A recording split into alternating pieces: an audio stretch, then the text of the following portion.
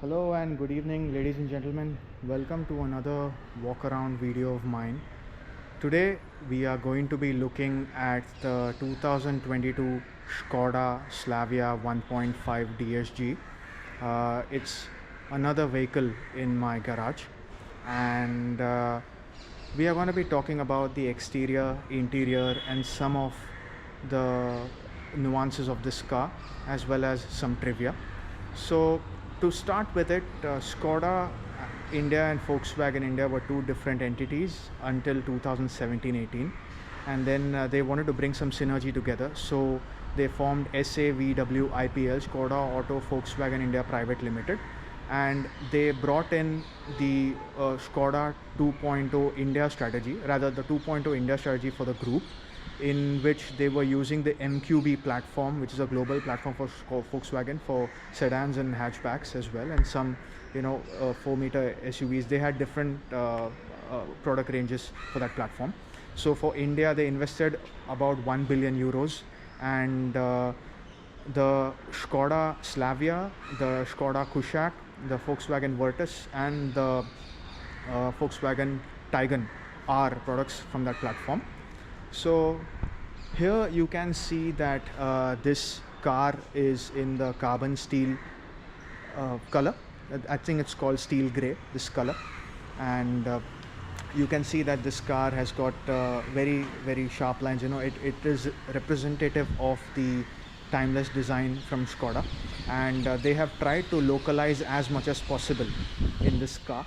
Only the gearbox, that is the 1.5, that is the DSG, the 7-speed DSG, and the 1.5 EVO engine is an import. Otherwise this is completely assembled in India, this car. So as you can see from the front grille, you've got projector headlights, okay, and fog lamps as well. You have these nice looking 16-inch alloy wheels, okay. Then you have these auto folding mirrors with turn indicators as well, okay. You've got, since it's the top model, the style variant, you've got the sunroof as well and a shark fin antenna. Plus you've got keyless entry, which I will come to in a bit. You've got a 45-liter fuel tank. Then when you come at the back, you have this, since these days manufacturers are looking at this coupe like roofline, you are looking at a nice silhouette for the car from the side, along with some chrome garnishes and embellishments across the car as well. Now when you look at the boot, this car comes with among the biggest boots in its segment, okay.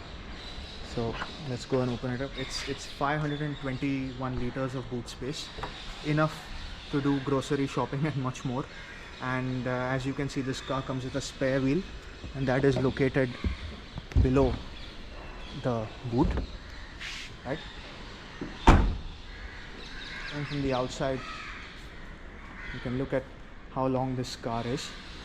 The longest car in this segment is the Honda City. The competitors are the Hyundai Verna, the Honda City, the Volkswagen Virtus, and the Ciaz, right? Now let's go ahead and open the engine bay and show the unit to you.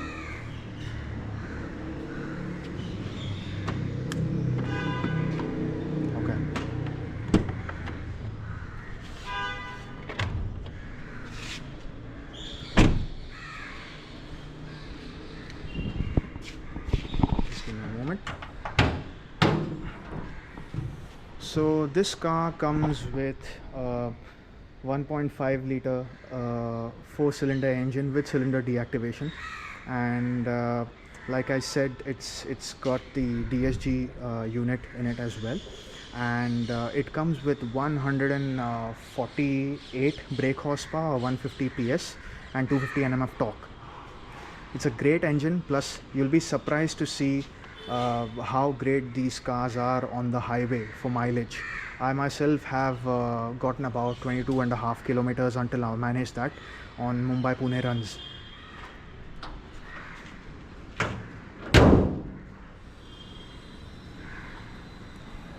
So yeah, now I have, like I said, it's got push button ignition. So now let's go ahead and lock the keyless entry.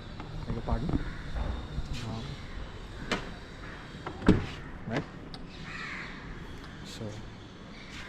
This is how the interior of the car is. Okay. It's a very comfortable car. Let's look at the front of the cabin, and then we can move ahead with the back seat as well, which is where most will sit. Okay, this is the start button. Let's go ahead and start it.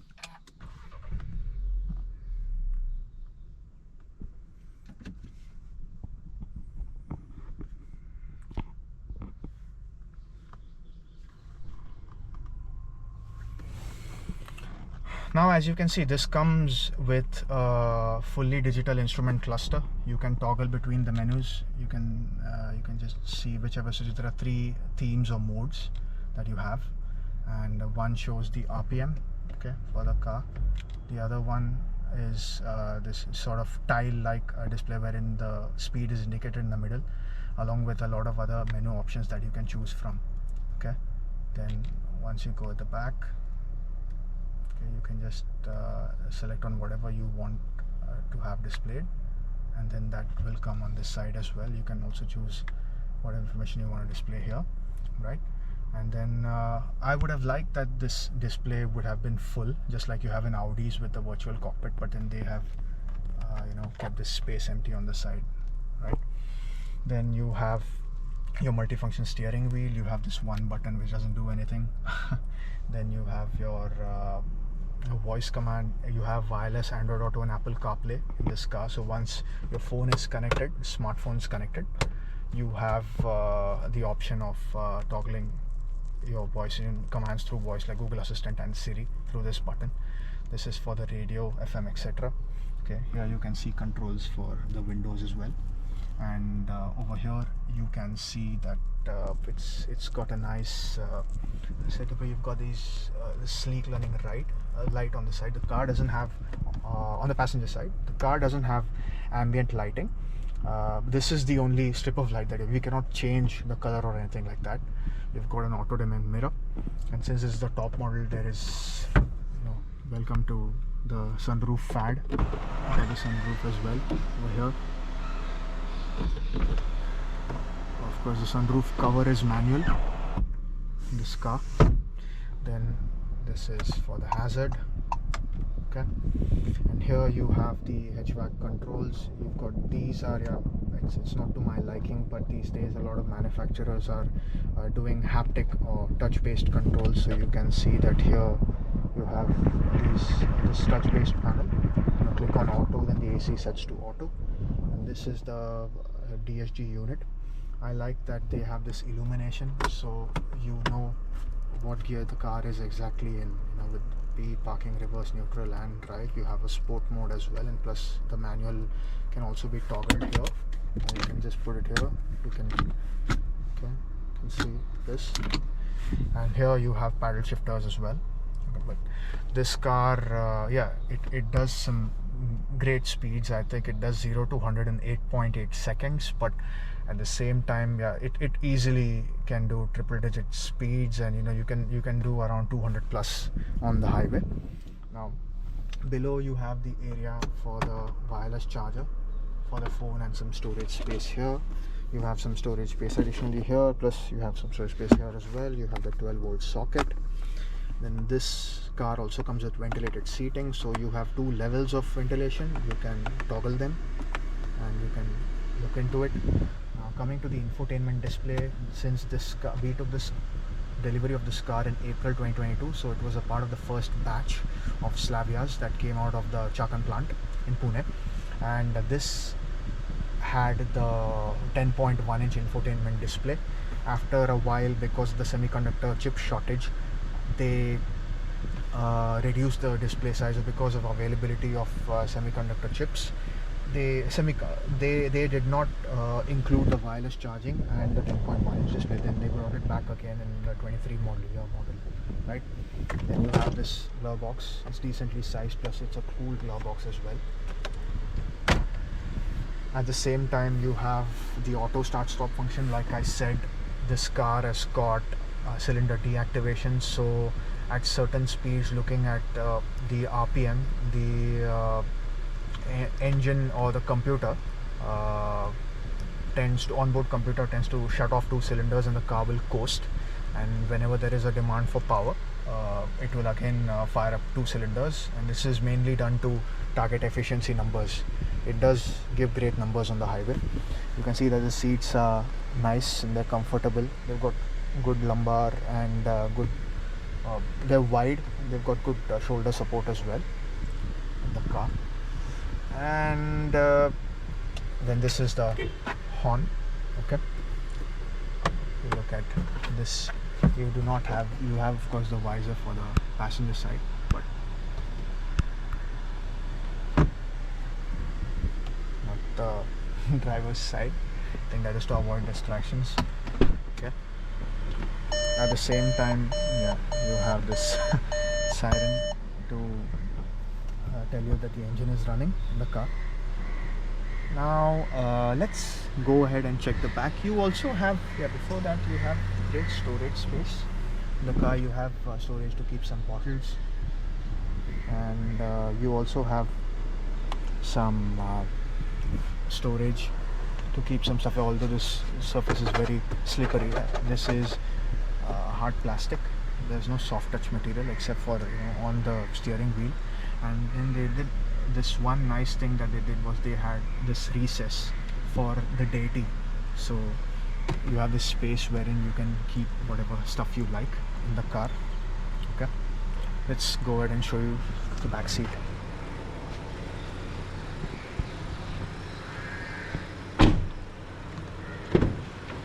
And this is the back seat. As you can see, it's a long car. No, it's a big car, so you can see that seat space is adequate. Yeah, this seat is not particularly adjusted to my height, but there is enough legroom, and I am tall. See, I am 6+, because of which folks like me will have issues sometimes with under thigh support. Well, I would have liked the under thigh support to be a bit better with the seat and how it's reclined, but it's good. It's very comfortable on long journeys. And here you have USB-C chargers. In this car you have all USB-C chargers, and then you have the armrest here. Okay, armrest with cup holders. So this back space is, although the floor is pretty flat, it's not completely flat, but it's good for 2 people, very comfortable. But then 3 also can get in, but maybe not for too long. 3 abreast may be a squeeze. This car also comes with the Skoda audio system. It's a 380 watt system, and sounds pretty good. Then you have the sun blinds that come with the car. You don't have a rear sun blind, but you do get the sun blinds for the rear doors.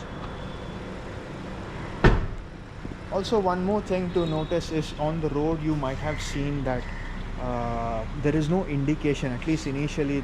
Nowadays the car comes with TSI badges, but initially there were no TSI badges on the cars, and there's no indication whether the car is a 1 liter or a 1.5 liter engine turbo.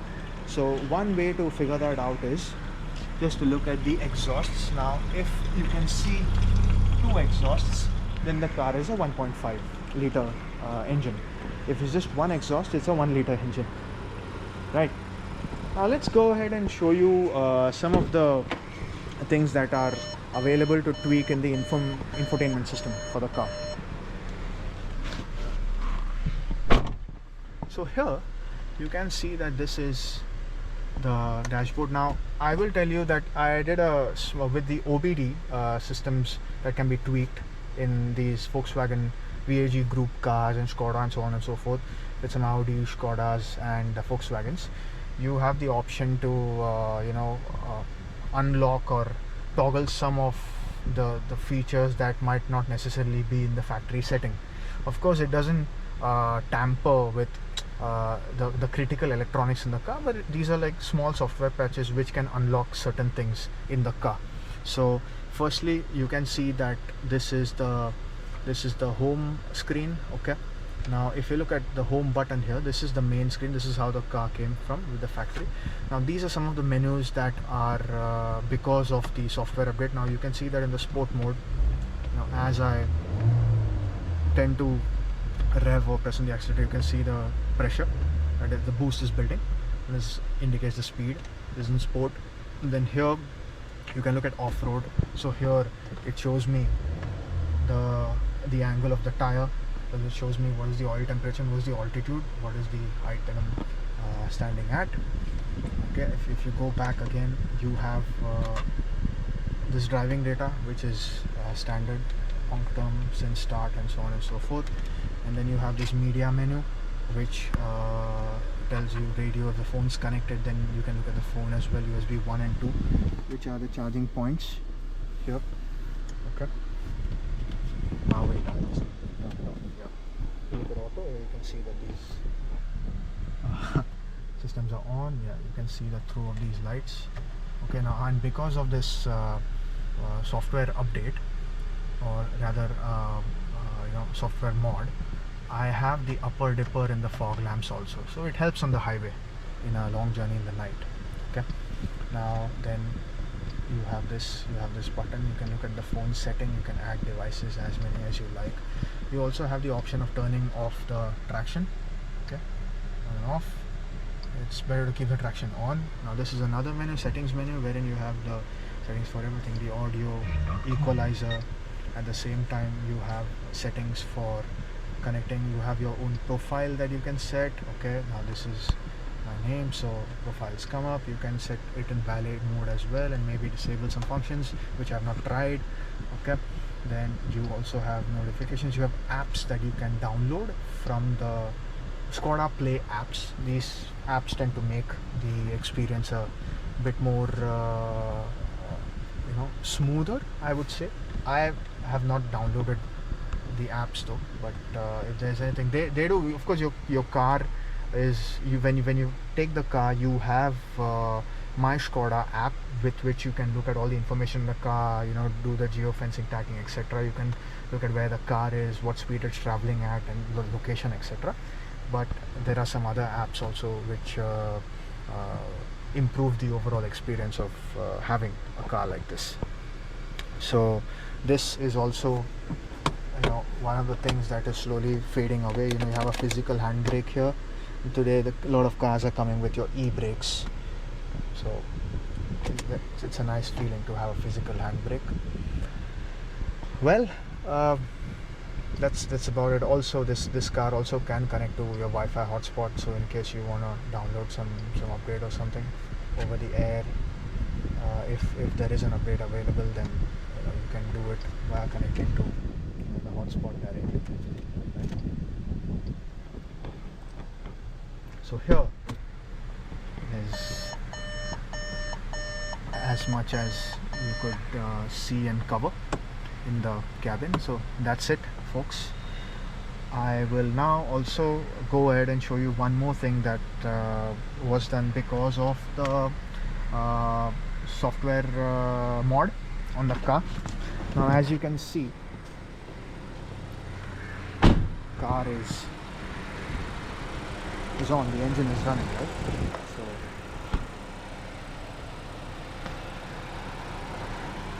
you can see that this is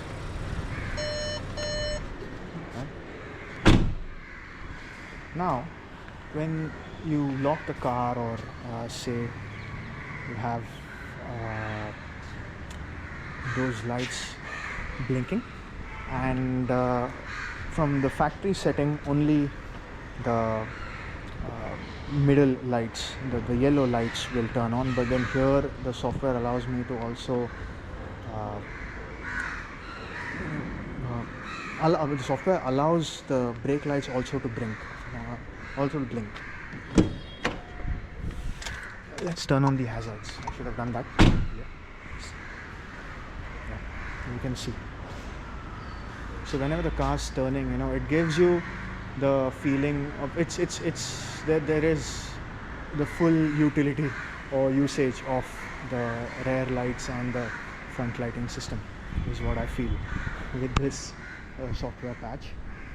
And it's some of the cars also get sequential turn indicators, but that's not available, or it was not available during the software mod when I did it.